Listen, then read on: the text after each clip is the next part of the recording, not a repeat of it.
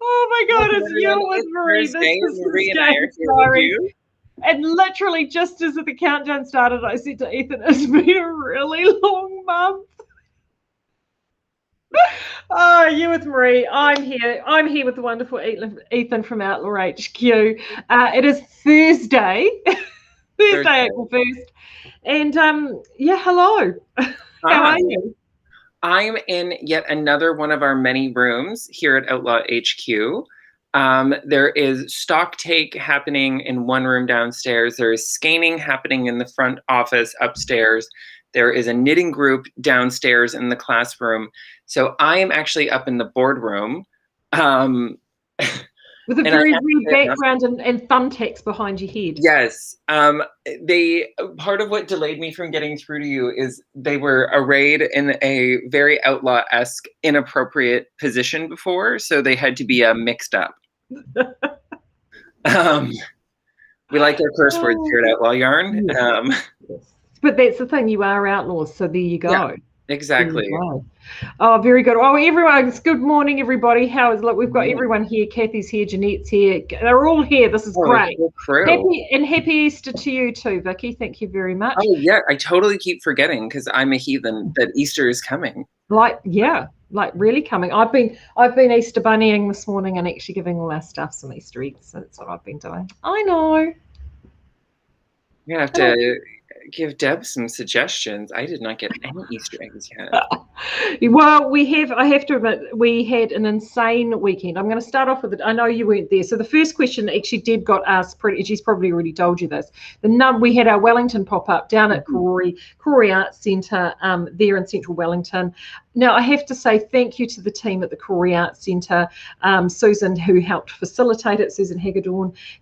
What an amazing place. So they've got a community centre there in a separate building dedicated as an art centre with all these different rooms, painting, yarn crafts. I mean, oh, good. Busy. This place was so busy the entire weekend. It was amazing. And we had a room there, and Deb, myself, and Helene from Happy Go Nitty. And, you know, it was so funny. We did Friday, Saturday, Sunday, and we thought that Friday would be kind of chill, and then Saturday would be busy, and then Sunday would be chill again. That's what we thought. Friday, 10 a.m, and it was just like the swathe of people just came through the door. And all three of us were like, whoa, Corey, we weren't expecting that. So it was, it was really fun. It was heaps and heaps of fun. And so thank you to all of you that travelled. I know a number came from the Kapiti Coast and across the hill from the Wairarapa, and it was neat. You know, it was really, it was just a really neat energy. It was it was great for me because I saw lots of our Canaanites that I hadn't seen. We're all hanging out for Can. Yeah. Today is actually a month today until registration's open. Stop it. Oh, I so have to fill the registration form, but I haven't done that yet. But it's going to happen. It will happen. I know, but I've done 10 of them before. I know what I'm doing. So it's okay. You know what? It's going to be my first Can. I'm a Can virgin, so it's all going to be gravy to me. Exactly. And of course, Ethan, if anyone here doesn't know, Ethan said, I'll teach some classes. And I went, great, you can teach heaps. So I think I've got you doing 3 on your own and 1 with you and Deb, I think is how it's working out. You're all going to experience me attempting to talk about weaving, which, as Marie knows, so like I'm a dedicated knitter. Like I touch no other crafting implements. So we'll see what happens. Well, the nice thing with that, though, is you are very, very good with colour. So a lot of weaving is colour and combination. So that, I think, is where you will lend your expertise. Every now and then I do okay with colour. And I think we've got brioche thrown in there. Brioche, which is going to be super fun. If you guys haven't learned our super squishy king technique of knitting, I was lucky enough to take brioche originally from Nancy Marchant. After I taught myself from a Stephen West pattern in the middle of the night, which was a terrible idea, because Stephen's great, but he did not know how to write patterns back in the day, the blessed man. So I got to take it from Nancy Marchant, who is one of the 3 people, because I don't know how well people know this, but the way that we write and talk about brioche now, Nancy had tried to do this back in the early 90s and had kind of failed. And she had tried in the 80s as well, because she had already developed brioche as a stitch, but finding a way to chart it and write it out was incredibly challenging. And Bev, last name's escaping me, the founder of Stitch Mastery, which is the software that all of us use to chart our knitting patterns, and Jared Flood and Nancy were all at the inaugural Stitches West in Portland many moons ago.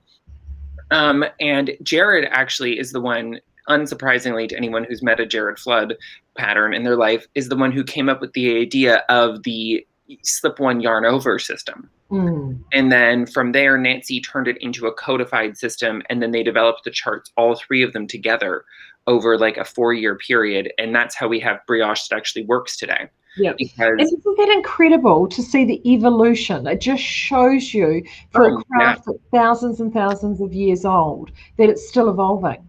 Well, because she's gone on to do tuck stitches, which this is a bit of a spa jacuzzi situation, everyone.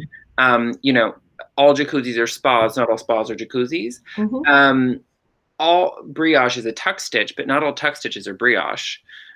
So it's one of those interesting things. And before, the only tuck stitch that we all used was fisherman's rib. So brioche, and I think I'm doing cabling without a needle, or needleless cabling, as I like to call it, because it sounds funnier. Because I cable without a needle all the time. I haven't used one in 4 or 5 years. So I highly recommend it. Makes your projects way faster. And I think I'm teaching something else, but I don't remember what it is. Yeah, you are. It's I've got a funny feeling. Oh, I think it's I've got a funny feeling it's the sew and bind offs and stuff, I think. Oh yeah, it might be tubular cast-ons and sew and bind offs. Yeah, I've got a funny feeling it's tubular cast-ons. I'm almost certain of that. Oh good. So they look like this? Yes. Well, it's something that A, we haven't done, and B, it's something that you do all the time, and you talk about all the time. So it just makes bind offs and cast-ons like constantly. So yes, so you guys had a good weekend at the pop-up. What was your number one question? Was it where's Ethan? Oh, where's Ethan was number one question. So which was followed very quickly by Deb saying he's coming to Upper Hutt Capital Fibre Fest. I will be there. On the 11th of July, yes, and I will be there too, and I'll have Claire with me, and you will be there. So that was number one question. The number two question was fondling of the tapestry, trying on of the tapestry, and can we take the tapestry home? Which was then followed by no. Bex is in here. Bex, what else? You were there. What else was cropped up? There was lots of fun. Now, I tell you what, because Deb had all the Rebel, which the colours. She spent a lot of time doing colour combinations for people. I had a lot of odds and sods, so there was not a lot of ranges per se. I just had heaps of really crazy, quirky stuff. So except I'm wearing this because I took this down there. It's actually just suddenly got very, very cold here in Hawke's Bay. I think we've turned to the south, but I've got this, the Cascade lace. I took all the Cascade lace with me, and that sold incredibly well. And this is a sample that the lovely Deline, who is there, thanks Del, finished up for us. Ooh. That's nice and pretty. I like that. Yeah, and it's just very, very simple. It's just simple little eyelet sort of waves. It's a day to remember, Hohi Locatelli, and it's knitted on, I think, correct me if I'm wrong, Del, but I think it's a 4mm. Oh, hold on, I've got it here because here's one I happened to prepare earlier. 4mm needles. And it's done in this lace weight, and it's just perfect. And so many people love this. It takes 2 skeins of lace weight. And actually, if you've got a lot of people bought this lace weight in our sale. And this, if you're looking for a pattern, you bought a few skeins of this because the colours are gorge, and you're like, I have to get some of this. A Day to Remember by Hohi Locatelli is perfect. It's a freebie actually too, even. Is a awesome pattern if you've got a couple of skeins. If you've got 3 skeins, Veela, Veela, by Johnson, is a perfect match. So if you're looking for something new to cast on over Easter and you've got some of this Cascade lace in your stash post Epic sale, those are two really good suggestions. Someone is about to bring me coffee, which like I haven't had any caffeine today, so this. Oh gosh, you're doing well. God, well, hey, what? It's 11 o'clock and you've not had caffeine. Usually you've had at least 4 shots by now. So this is literally, everyone, this is just a like bowl-sized coffee with 6 shots in it. I slept through 2 alarms this morning. 2. Thank you, Rory. Rory is scanning and saving my life. I slept through 2 alarms this morning, and this, well, I mean, you've actually seen me first thing in the morning, so I can't do the full lie. I do actually wake up like this, but I did need to shave this morning and like do other things. And so coffee and breakfast just fell by the wayside because that's the way of life. But we've made good friends with our local cafe, Native Cafe on Colombo. And so I don't actually have to take takeaway cups or anything anymore. I just leave with one of their cups and go back later. That's good. That's really good. If anyone has not been to Outlaw HQ, the one thing that they have is fantastic coffee and stuff, like everything nearby, like everything is there. Actually, we're really lucky with it here too, actually, even though we're on the fringe of a industrial wonderland, as I like to call it, we do actually have a couple of really, really good coffee places. Because tradies run actually on caffeine as well, surprisingly enough, and they're exceptionally fussy. I think people forget that like I was a tradie as a baker for a long time and a chef. So like sans caffeine, I am. Yeah. I'm not again, Marie has seen Ethan at like pre 8 a.m. where like the glowing nature of my eyes is actually more like 2 black holes that your soul might get caught in. Yeah, just think this lace weight yarn across the whites of the eyes. Yeah. What I will say is if you guys have a lot of lace sitting at home, I would like to come with the crazy on the lace front. Yeah. And I would recommend Ling Home by my good friend Hiroko Payne. Oh. So if anybody is looking for a lace challenge, it is a crescent shawl with Estonian lace and a chain lace bind off, which if you haven't seen before, involves knitting sections of lace and using sections of lace to connect bound off other pieces of lace. There are noops, but not like, I want to be clear, not baubles, like fully fashioned Estonian ovoid noops, which are worked over several rows. There are shales and shells and crosses and twists and open lace and those tricky Estonian cabled lace sections. Ling Home by Hiroko Payne. 10 out of 10 do recommend. I have had the original sample in my possession for a couple of months at one point because I'm good friends with the people who made the original yarn and good friends with the designer, and I didn't want to make my own. Oh, thank you so much. Claire has been so wonderful. She's been popping the links up for us. Thank you, Claire. Thank you. I really appreciate that. Yes. Well, yeah. Well, I can tell you that I will not be casting that on over the weekend. Just saying. I will tell you, I have actually, so I don't know about everyone else at home, but I am guilty. I like to buy yarn and then I put it in a bag and then I put it in a box, but I print out the pattern and put it all together. I have stashed for this project 4 separate times without realizing it. It doesn't surprise me. I have it in the original yarn and the original color, which is Fiber Company Road to China Lace in Star Lemon. Mm-hmm. I have it in Road to China Lace again, but in the green pearl. Mm-hmm. I have it in a hand-dyed 100% silk from Handmaiden in a colorway called Artichoke, which doesn't look like an artichoke, thankfully. And then I have it in, brace yourself for this one, hand-spun lace weight 100% camel. Yeah. Oh, Claire, I do have a spreadsheet. I do have a spreadsheet in the database. All 9 bins are on there numbered with all of the projects inside of them. Yeah, of and course. The yarn, get this. This is where it gets really crazy. The yarn is divided in the bins by brand, by weight, by whether or not it's assigned to a project. So there is a bin of yarn that is unassigned. And then there are some where I've already made the garment once and I intend to make a second one. And so the original garment and that yarn are in a separate bin and bag situation together. Plus some of them are pre-planned. And then there's also the waiting shelf that I have back in North America. So I have all of my fringe bags, which is, I think, two more town bags, a porter bin, and 2 field bags, and they have projects inside of them with the pattern printed and labeled, ready to go in case I should show up and not have something to work on.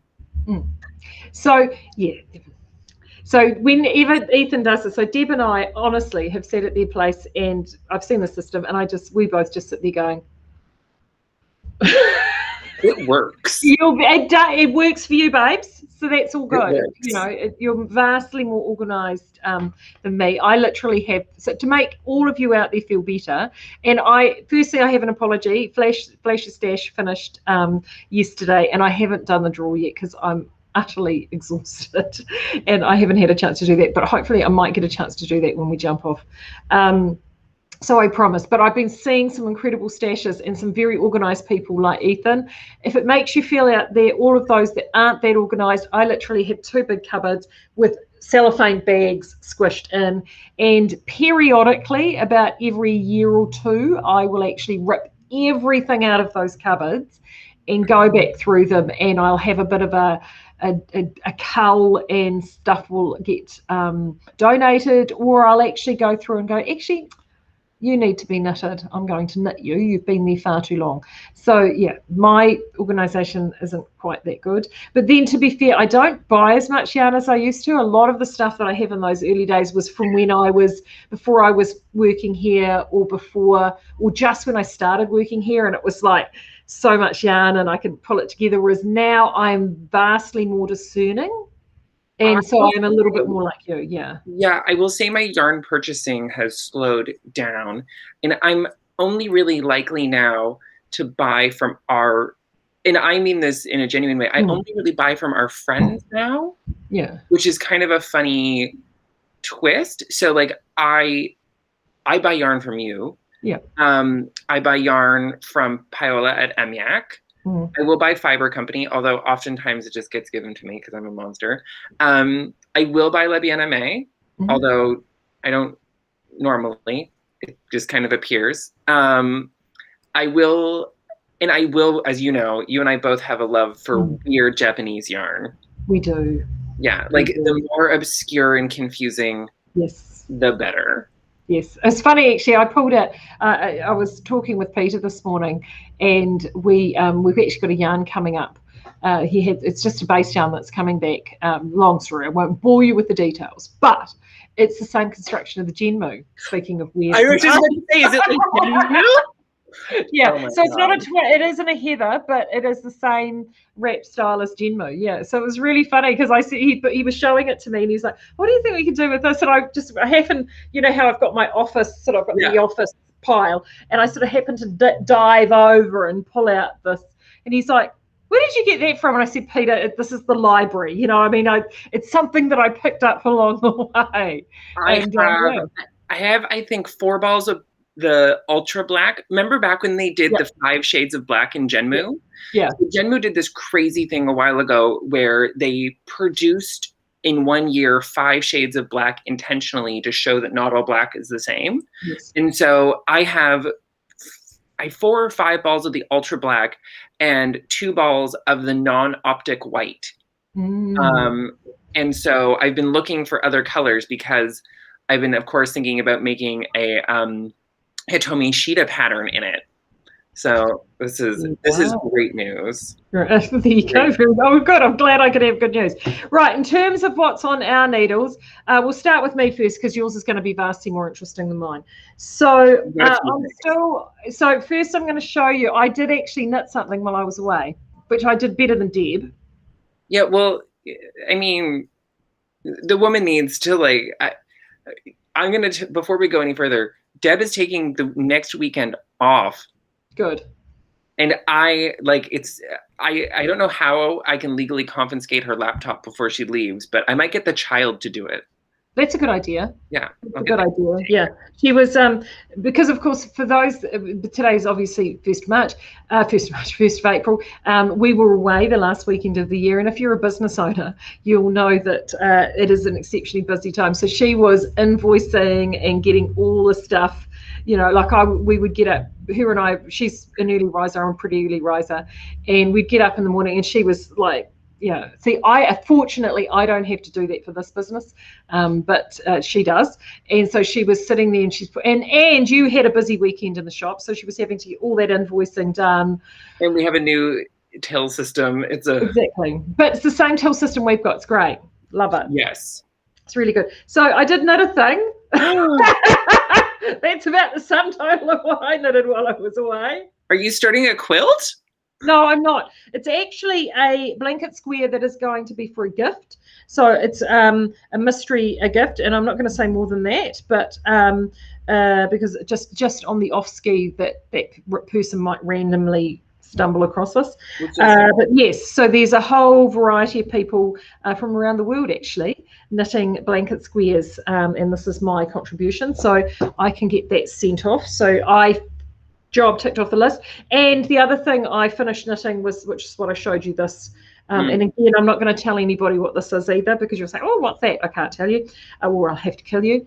So I finished that while I was away. So I did. So I swatched. I knew what it was as soon as I was shown, because I'm a monster. You are a monster. You are a monster. But look, I have a sleeve. Oh, yes.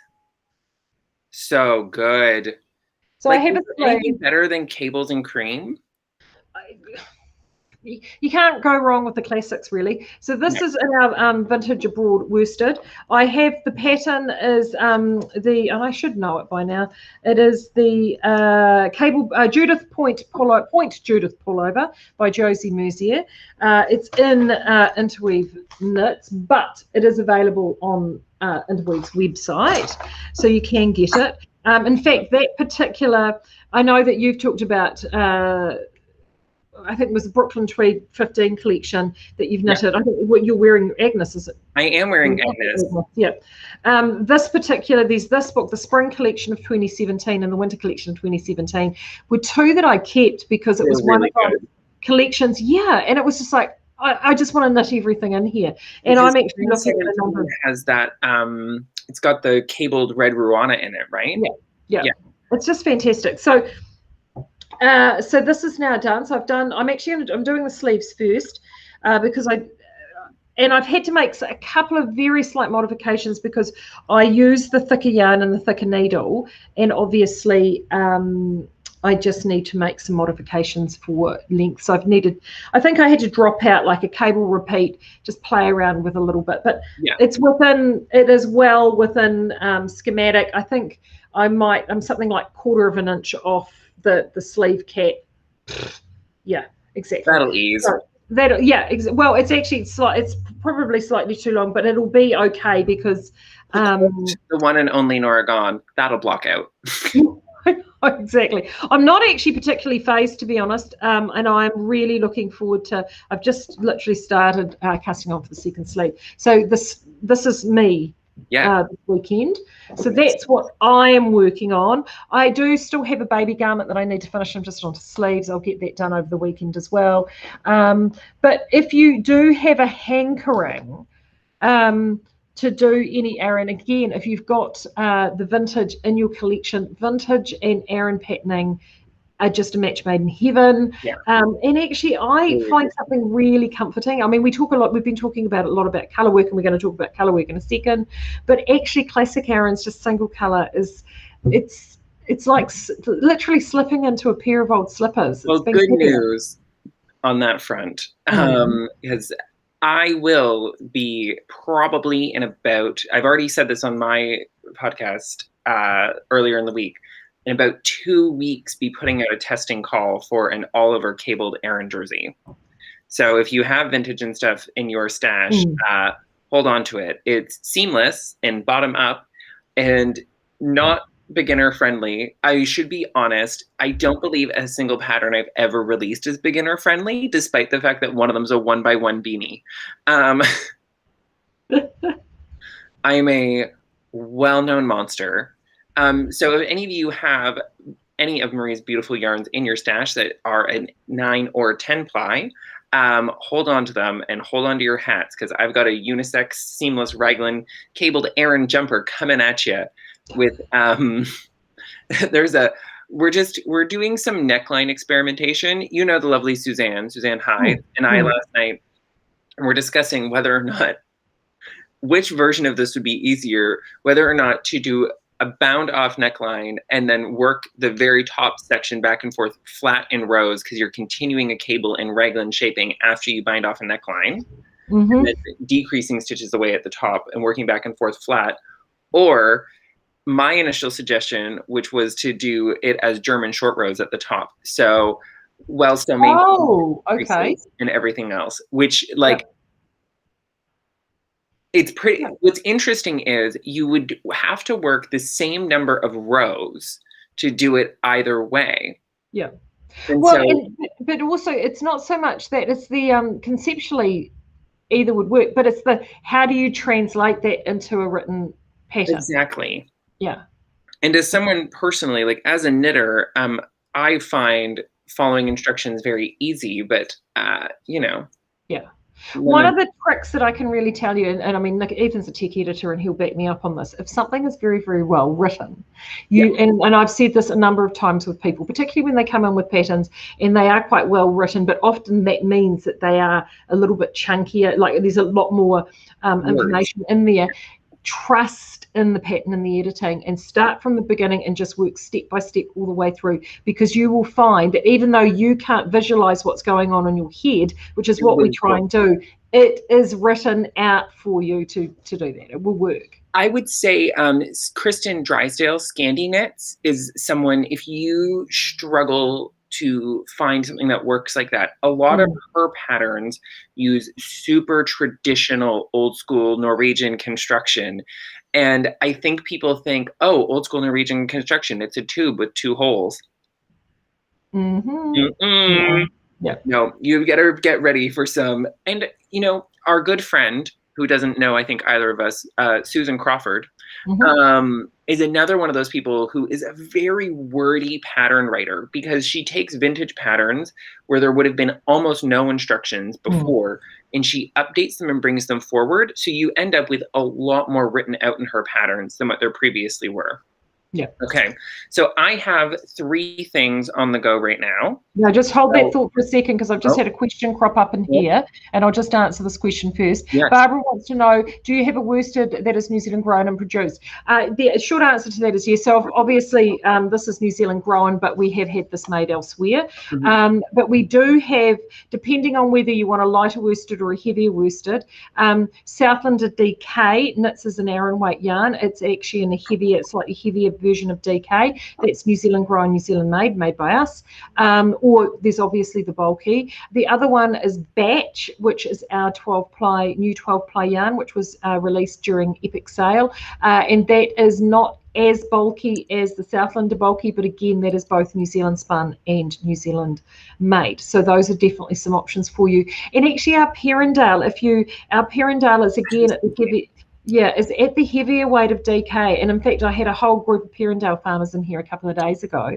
And Perrindale will get you that 20 stitch tension, which a lot of classic Aran or worsted will be. So, and that again, New Zealand made, New Zealand grown, New Zealand made. So, and because Perrindale is a slightly thicker, so lower micron count yarn, sorry, higher micron count yarn, it will fill a gap. So if you are slightly looking at something, once it's blocked, that Perrindale will bloom to really make up that fabric. And Perrindale's famous for its crimps, so it's so last. So hopefully that answers your question. Right, on the needles. Right. So I recently described Perrindale as Corriedale on steroids. Right. Okay. I'm gonna give you all the screen. There you go. Thank you.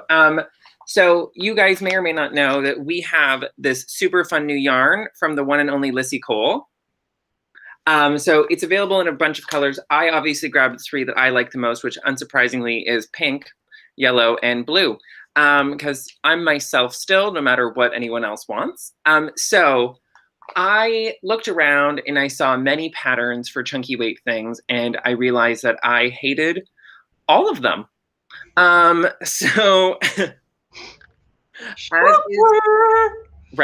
as is normal in my life, I decided that I didn't want to knit a random seamless object because that's just not who I am. So instead, I have improvised a jersey into existence. It's going to be a vest. I've decided I'm going to make the fronts open, and it's in a very bright neon yellow. So it is going to literally be a high-vis vest. Please, everyone's already made the jokes. I know that you're thinking of them, but I've heard them all, and it's only been in existence for approximately 2 days. So this is the back.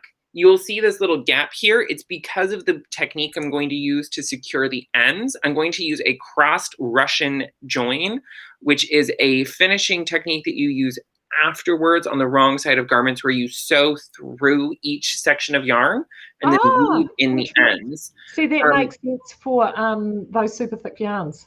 Yes, it's a really specific thing for super thick yarns. I actually learned it from the old Cascade North America rep, back when they used to sell. They had this. Oh, back when you had reps. Yeah. Oh my. Right. A sad song for poor Kathy Angus. Anyway, so you can see on the wrong side that it's not joined in. So what I'm going to do is just take the one strand and the other, and I'm going to sew through each, which will then cinch them across into the correct position, like so. Yeah. And you just follow along and weave it in on the wrong side. You leave the ends poking out, you block it, and then you trim. Yeah. That's it. Yep. That's the whole process. And it also doesn't stretch the stitches on the other side. It keeps it all holding there, and it's beautiful. Yeah. And because there's a French term called grossière, which roughly translates as the relative size. So because when you're looking at a big chunky knit, each stitch is so much bigger, it means that each stitch that you make has a bigger influence on the final garment. So this is fully fashioned and shaped. So I did full decreasing along the bottom edge there. I have maintained a garter stitch selvage. Selvage, yeah. And then I've done actually a purl chain to really give it a stable edge, because it is a super chunky yarn. So there's a purl right next to it on the wrong side. So I'm going to seam this together using a half stitch seam allowance, which means I'm seaming the center bar of the selvage stitch to the center bar of the other selvage stitch on the opposite side, and it will look like a line of stockinette with a line of purl stitches on either side, because I'm a well-known monster when it comes to seaming. Then, because I knew I was leaving the armhole open, what I've done here is I've actually done a twisted slip chain selvage. So that means working at every other end of the row, slipping it with the yarn in the back or the yarn in the front, depending on if you're moving knitwise or purlwise respectively, and then working the stitch as presented at the end of the row. And what that does is it gives this beautiful clean edge, and it causes it to roll to the wrong side of the garment, which means that when you're putting it on, it has fully fashioned and shaped edges.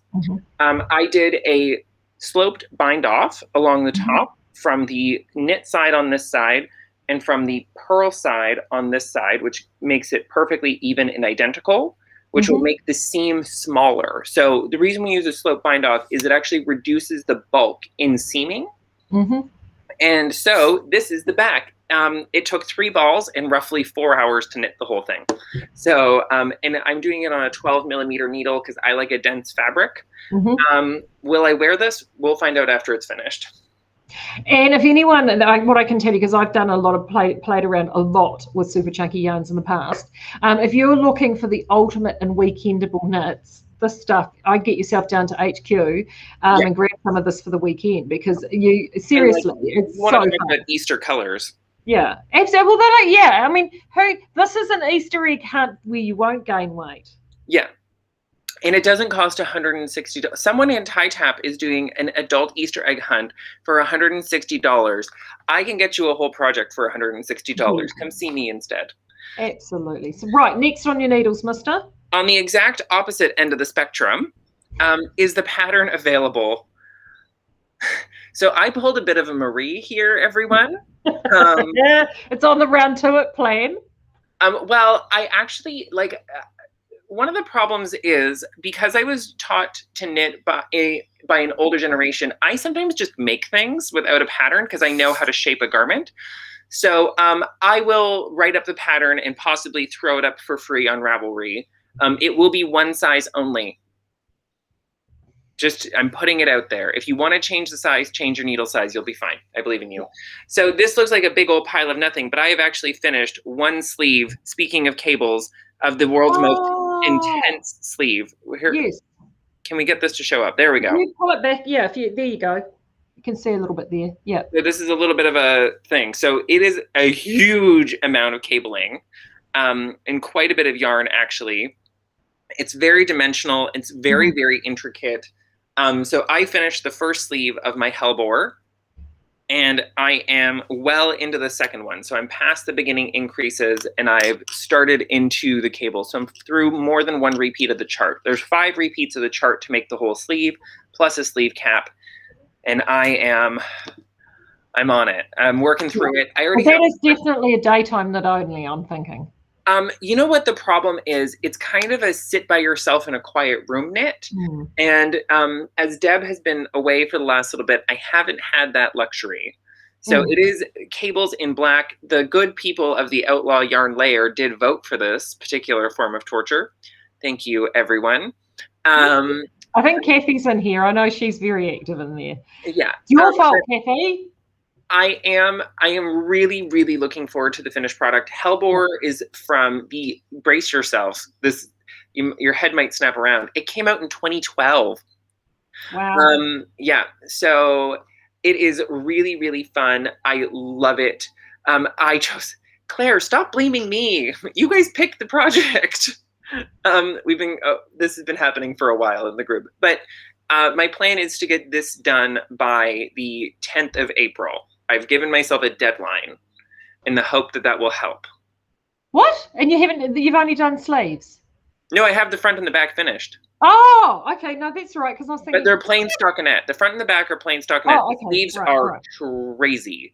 The original sample is unsurprisingly knit in Fossil, which is a cream white.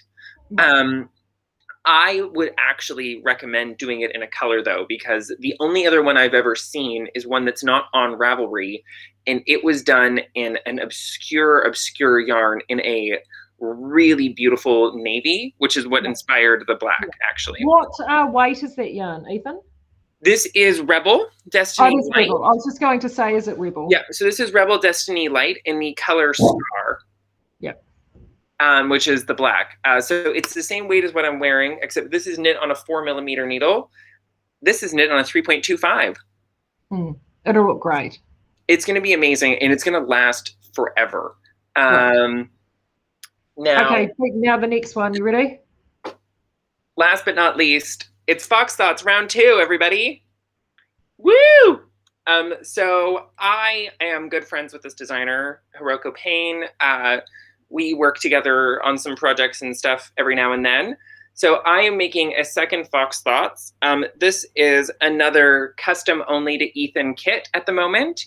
So if anybody loves these colors, I'm sorry, they're specifically for me. And that one had a lot less colors in it than the first one, didn't it? Part 2? Oh, okay, no, more. There's more. So the original kit is called Kitsune, which is fox in Japanese. So the pattern's original name is Kitsune Omoi, which means fox thoughts. This Fox Thoughts pullover is the Kitsunebi color pack, which will be out eventually one day for all of you to enjoy, but for now is just an Ethan thing. And my friend Kayla, we're making the same ones. We made the same original. She made the cardigan, I made the pullover, and now we're making these ones. So this guy is supposed to look like foxfire, which for those of you who don't know is what happens in a swamp in the evening, that like burning greeny blues and stuff. And so I'm knitting this in La Biena May Helix and Felix, which is their new lace weight yarn. It's Falklands Merino and Gutland sheep. It's really fun to work with. It's a super fun knit. I love it. The pattern is currently only available if you have that issue of Pom Pom right there, which was edited by Amy Gillet and Stephen West. I can say not all issues of Pom-Pom are created equally. I think that this one, the 25th issue, not 25th anniversary, whoa, and the Nora Gone one are the top 3 best issues of Pom-Pom, hands down. The rest of them frequently leave somewhat to be desired. I'm not really into the most recent one. The quilting situation just does not. One of the things that I like about this is that, like, from our perspective, there's a lot of patterns in here that will translate to both your yarns and our yarns really, really well. I mean, that's the Stephen West pattern there. Yes, kinship with Olga. Yeah. Oh my God. Yeah, exactly. So, and I mean, actually, I'm going to jump back up here. For anyone, Olga, I can never say it, Baraya Khalifian. Such a mouthful. Olga Jazzy. Thank God. Olga Jazzy on rewrite. She did the Aranami shawl, which you guys know is one of my all-time favorites shawls. I just absolutely love it. And she's just super clever. And she did also a capsule collection as well. I think I've got one of her books lurking behind here somewhere. But she's just got, I mean, some really neat simple stylish colors and all the rest of it, so it is loads of fun. I thank you. So Claire, I'm liking this. Claire, you tell Claire you come back anytime. I'm liking. She's amazing. Your personal digital assistant here, Ethan. This is excellent. This works for me. Very good. They're incredible. Oh, I have to say, so like, fun fact about Ethan, I don't do anything with my scraps, nor do I really keep them. I know everybody else is really into all these projects for the years to use up your scraps. Not worth it. I moved on a long time ago. Like, year 2 of working in the knitting industry, I was like, well, these no longer serve any purpose. And like Marie Kondo says, release that. So I do. And to be honest, some people like to hold on to their scraps. Some like to donate. I personally, I mean, I hold on to a lot of mine and just do big scrappy crochet blankets that I either keep or I donate. So it's, and mind you, I have little bobbins of each one labeled in case I ever need to do a repair, but everything else I like to donate to be recycled into new yarn. Yeah. So I've been doing that for quite a few years. If you ever buy the fiber company Luma or Hedgehog Fiber Tweety, I guarantee you've ended up with some Ethan yarn in your life. Oh, well, there you go. There you go. All right. Well, I think that wraps us up for today. I will endeavour now to go and get that flash or stash posted. And I need to talk to Claire about a theme for this month. I haven't even done it. Honestly, we've been so epic sailed out here. It was such a small event, though. Pardon? It was such a small event, though. The epic set here. Oh, haha, you jest. Hey, just quickly, Easter time, though, we are open Saturday 10 to 1 here at our 102 Taradale Road store. Outlaw HQ is open. Open as well Saturday down at 22 Stanley Street from 11 till 3. You will see Deb and I for breakfast bourbon on Saturday morning. So don't worry. And I probably won't be here on Easter Monday.